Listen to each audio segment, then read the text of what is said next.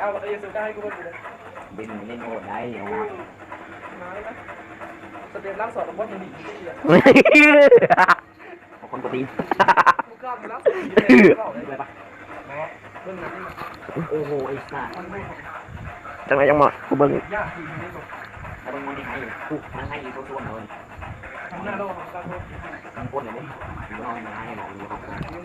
มันเรียนรีโอมอสเลยบริโอมอสกับโซต้าเรียนกับเรามันนี่นะ นี่กูจะได้ดีนะเจ๊งดีมันไม่ได้เจอไทยมันตัว เก็บไทยกูมันอัน กูจะได้แบบนี้ นั่นเด้ดูว่าอะไรนะเด่นยังกำบักเที่ยงโตจักร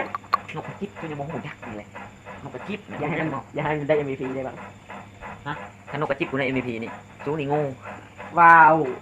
มันโยดตลอดเลยบ้าง นกกระจิบมันเป็นซัพพอร์ตมันโหดได้ยังไง อ้าวมันโหดมันสักพวกมันมีโอกาสลาดได้จุ๊บ ซัพพอร์ตมีโอกาสละแต่ถ้าเขามาตั้งแบบหน้าที่มันเป็นซัพพอร์ตดอก เอาเหมือนกันดีชอยกูโจมันก็ได้ดีนะ โอ้มันคือบัวลาวมันถีบมัน ได้ ที่ หลอกบอกแล้วมองเขาแต่เห็นเริ่มได้ที่อื่นดีออกเพราะว่าแนวหน้าโอ้ยในห้องที่กูนำได้เลยเอาทหารเสริม เมื่อกี้กากนะ พวกท่านเนี่ยลงมาอยู่ขึ้นปากกาลิดันโคตรกล้าจุดกูแบกกูขึ้นจะได้ชนะ มันเรียกกูให้กูแบกเลย โอ้โหเนี่ยเองที่ทุกทหาร น้อ เนาะ งยุกากระลาบโดนใส่ลา ลาดไข่ ไก่มือดา ใช้วงหน้าตามันกูไปเป็นนักการจังหวัดตามคนกู เอ้ เชื่อก ระตุกนิด บางท่าลิ้นมาอันนี้ลิ้นโหดเลยกูลิ้นบุ้ง กูเกิดกูเล่นกูรู้เข้าใจอยู่ เอาไอ้ซ่า ที่กูเล่นนู่น กูต้องยันทุกเพราะว่ากูคือนกที่โหดที่สุดในโลกนกกระจิบกระจอก ทุกคนที่กูเกิดได้ใจเอาใจเอาเลย บินแล้วโอ้โหถืออันนี้ใหญ่ๆบินเลยไงวะ ทุกเป้ง อ๋อถูกอันรุนแรงระเบิดตก เอา ระเบิดกระจิบกูบินใช่ไหมตุ๊บเจ็บแหงเลยอะไร เริ่มเห็นมันเริ่มเห็นมันตกเห็นมันเลยมันนี่ยาตัวกับตาบอสอย่างนี้จะเตะก็มาตีอยู่ สกายโอ้โหนี่กูมีสกิลนี่สามารถดึงมันเข้ามาได้เสร็จผม นี่มาวัดเจ้าตัวจิ๋วมากัน มืออยู่เดียวแทง ๆนะครับว้าปอบตัว ป้อเจ็บแหงนี่เนาะ ยังห้าวกับพี่นะน้อง กูต้องย่างทุก โอ้ยโอ้ย สกิลด้วยมันกลับมามันกลับมา เอาเจ้า นี่ใช่ก็มานี่ นี่มันกลับมา ก็มามีนั่งเบื่อเล่นตีคนเดียว ตีตัวนี้กูเป็น ไก่ป้อมหมดเลยไก่ป้อมหมดถอยก่อนไก่ป้อมหมด เจ็บแล้วดึงมันมาแล้วกูดึงมันมาแล้วมันกลับมามันก็ต้องย่าง เอาเลยเอาเลยกูตีคนเดียวไป โอ้โหกูตีเขา หนักลงมาอย่าเข้าป้อมก็สู้เขาไม่ได้ พอยังมาใช่ป่ะ ที่ห้ามาที่ห้าตัวนี้นะเอายาเลยยา โอ้โหแซ่บ โอ้ เหนียวมอดได้แล้ว ยายาอยู่ที่ยาเลยอ่ะกูแดงกูตี ยังป้อมเลยไปเลย ป้อมมันไม่ตัวประกัน บินใช่ไหมนุ๊ก กูลูกกูอ๋อกูลูกกูกูตีป้อมเขา มันเป็นอันเป็นไรโอ้โหไม้เป็นกูล็อกมันเจ็บกว่านั้น วับโจ เย็บให้เอามานี่ เอานกกูสองโตเลยนะกูต้องย่างทุกคนกูคนนั้นนะสกิลนะพลาดแต่ยังเนาะบินใช่ไหมนกกูโอ้โหเจ็บปวดไส้ย่อยตัว เอาเย็บมาแล้วกูไล่อยู่บ้านให้ นี่มันกลับมาบางครั้งเห็นน้ำมันบ่ได้มันกลับมาคิดแตกเนาะ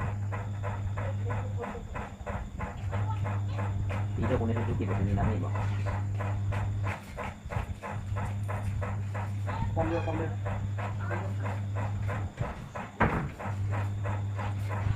ว้าว โอ้ยใช้ป้อมเลย โอ้พี่ผมใส่ที่ป้อม เก็บ ปี ป ก็ ลา ตึ้งจังหวะละหามเลยนี่งอไปถึงมาแล้วทุก โอ้ยไปหาตัวตีน เฮ้ยนี่โอเคลี่ แต่ลีแล้วมันอยู่ป้อม โอ้กูโบน่าเลย อู้ ยันมือกูสร้างความรู้หรอวะ ตาก็ดูนี่มีตาย งานมันออกมาอย่าห้าวน้อง เดี๋ยวมึงมาทราบไปรู้หรือเปล่า ครับเอามันมา ป้อมแตกมา เซ็ตเซ็ตอีโอมอสแค่ โอ้ ไม่ทางกำแพงนะ โห มันได้ดูทางกำแพง บัคลีโอมอส แต่มันกันให้กูได้คิว เห็นปะ ถ้าเราดูได้คิวแล้วจริง อยู่ลงกับโมเมนต์บัคลีมาอยู่ในเขาโอ้ยบัคลีโอมอสไอ้นี่ มันกันมันรู้ว่ามันจะได้คิว บอกว่ามามันเป็นมาตะกี้มันเป็นมาเนี่ยเอ้าหัวกระดูกลงยันบอลตุลง ญาติดีบมันดีงง ตลอด นี่ โอ้ย ข้างเขาเลย กูได้ถึงมีที่มันแล้วคิว กูพี่ถึงกระดูกอิฐนะถึงมารัวๆมาอะไรนี่บอกกระดูกนกกระโปงเจ้าการนกกระโปง มันจะเป็นดูทุกมันกระโปงแล้วเจ็บนะจ๊ะเขาบอกว่าเจ็บนะจ๊ะโอ้ ก็ต้องเกิน2 กิโลว่าการบ่ตายทำรู้ตา ตายยังเล่นนี้จัง มันไล่เลยเป็นยังไง มาแล้วมันจะติดนี้มันจะติดนี้ตัว จับแบบนี้กูทำเลย ข้าวอะไรเนี่ยมันมีตีใส่กู เฮ้ยโดนล้มเฮ้ยกูโดนล้มเฮ้ย กระดูก โอ้ย นี่มันบ่อยเขาอ่ะเป็นคือซัพพอร์ตอันนี้โอ้ จะมีย้อ โอ้ ย โหชอบพอนี้มันจะเหี้ยยังไงเขาหนุ่ม เอามันเข้าป้อมด้วย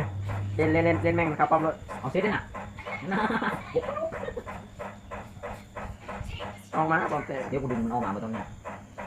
ถ่ายก่อน เฮ้ยลงแรง ดึงเอาเฮ้ย โมว้าไปลงแรงขนาดนี้ กูได้ดิ้งแบบนี้ พี่โลด เฮ้ยจะมารัวๆเสานี่ ว่าไปห้าอีนะยังโทษมีไปห้า เดี๋ยวบอกกูดู ถ้ากูนี่กูผิด เก็บป้อมไปเก็บป้อมโดน อย่าได้กูมีนก2 ตัวได้เห็น จะได้งานสุดที่กู มึ นะ งจะเบิ่งความใจสู้ของกูนะมึงเบิ่งใจฉันนี่กูยังดู แม่งสปอร์ตมา อย่าให้งวยตัวนี้หน่อย กูดักมันบ่ได้ มาเลยเดี๋ยวกูเอิ้นมันมาพาทุบรถมันไม่ดัก เอามัน เอา กูต้องให้มาก่อน จะหลอกมันแล้ว สัตว์ น้องพี่ นี่มันนี่นะ นี่ยังมาแล้วนี่ตาเท่า มึงบ่ทันแล้ว กูไม่รู้แล้วมึงมา มันไม่รู้ประตูนี่นะกูบ่ได้ โอ้กับมันกี ลา ฬา ได้คิวแล้ววะ4กูยังให้มันเล่นได้กี่4รายที่สุดได้ MVP เอสนะ เราต้องจะให้มันได้ MVP ดีสักทีแล้วนะเว้ย เดี๋ยวรอยเนี่ยบ่ทันดินเท่าไหร่ว่าลูกกูลูกสกิลที่เคยมาไม่ใช่ เอาอ เรา อกมา ดีสักทีเลย ตายทำงานในการเล่น เนี่ยกูตาย เห็นดูซอยด้านนี้นี่ ยิงแล้ว ปลาเกือบน้อยเดียว โอ้ยมันได้บารมีมันสายอ่ะ แม่ความบารมีท่านโตแล้วก็ เจ็บเขาใช่ไหม บารมีท่านโตหน้า กูเลยตีกูยังไม่ได้ประโยชน์เลย กูนี่บอกอันนี้เบอร์ตายโคตรโหดเลย บอก มันบอกขนมระเบิดไปกินหนูมึงอ่านระเบิดกูกำลัง เอาปีสลิงออกยังไง ไม่ทุก ยิ้วเขาหูเลยนะ เดี๋ยวนี้กูมันออกมาละเอียดนี่นะ กูออกไปยุ่ง ออกใกล้ป้อมเลยได้ ไอ้เหี้ยไม่ออกไปก่อนได้ เอาไป มันต้องไม่เอาคิวนึงเลย ให้สปอร์ตได้ไม่อยากได้ขี้โม้ครับ กูเลยซัพพอร์ตกูนะกูเลยนะ นี่เรียกกูนัดอินสลิงกันได้ซุ้ มันจีกลับมันจะไม่มันจีกลับมา กูว่าจะท้าจะเล่นไปน้ำจูนเหมือนสลา กูเกมสกิลทาง2เลย เอาบอลสีไล่ให้เอาบอล เรียบร้อยอินสลิงโอ้โห อันนี้ไม่มาเปิดเลยนะอีโด รัดโอ้มึงมันยันเนี่ย รันแล้วอดิศักดิ์ทันโอ้ตรงนี้แพ้ทัน สเต็ปตรงกลางมันอยู่แค่นี้ ของนี้ตีมาเลยกัน กลับมาแล้วมึงต้องยันกูมา ความโง่มึงจงบันเกิดกลับมาหาพี่มึงก็จงตายไปซะ เดี๋ยวมึงต้องยันดูน้องกูของมึงยังได้คิวกลับมา ค แล้ว วามพี่มึงบัง มึ เกิ ง ด ยันมันกลับมาแล้วนี่ อ้าวบาดมันจีได้ มาสลิงเรียกไล่ฆ่าอีก ซักพอดึงแกลี่วะมึงเป็นซักพอหรือแกลี่วะท่านโต เขาบอกว่าคนโหด ท่านโตหน้าใสหืน ว้าวมึงกูรู้กูได้เอากลับมาแล้วมึงเนี่ย เจ็บแม่งจบเลย จ่ายมาเลยจบแล้วไอ้งู จบเลยก็ เขา ได้ ปอมกันโอ้ยผมมีต้นนี่มันกำลังมุนตู่นะมึงเลยกันได้ตัวยัง ไม่ ไม่ ตายก็กิวเลย มึงเรียนหัวตายอยู่ ท่านโตหน้าซักพอร์ตสายหืน โอ้โหไม่อยากจะคีโม MVP ก็ได้แกตัวหน้า ดูดาโอ้ย ไม่จะเขาว่าเดี๋ยวกูได้โอ้โหได้